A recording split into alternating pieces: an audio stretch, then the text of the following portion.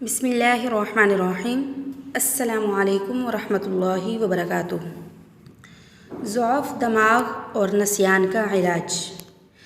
اس کا مطلب ہے کہ کمزور دماغ اور جو بھولنے کی بیماری ہے اس کا علاج۔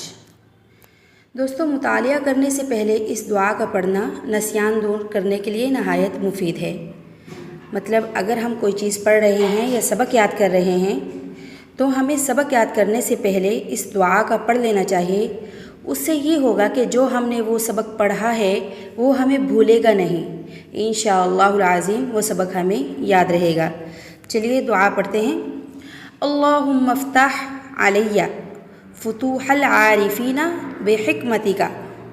اللہم افتح علی فتوح العارفین بحکمتک وانشر علی رحمتک وذکرنی ما نسیت یا ذا الجلال والاکرام۔ دوستو، جب ہم سبق پڑھ لیں تو اس کے بعد ہمیں یہ دوسرے والی دعا پڑھنی ہے۔ یہ جو ہے ہمارا حافظہ جو ہے وہ مضبوط کرنے کے لیے ہے۔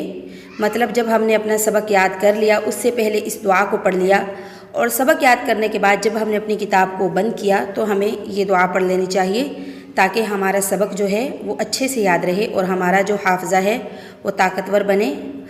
بسم اللہ الرحمن الرحیم۔ بسم اللہ و سبحان اللہ والحمد للہ واللہ اکبر۔ بسم اللہ الرحمن الرحیم۔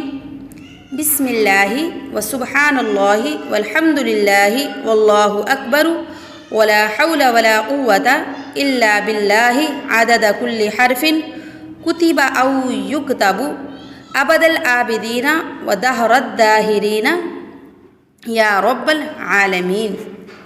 آمین یا رب العالمین۔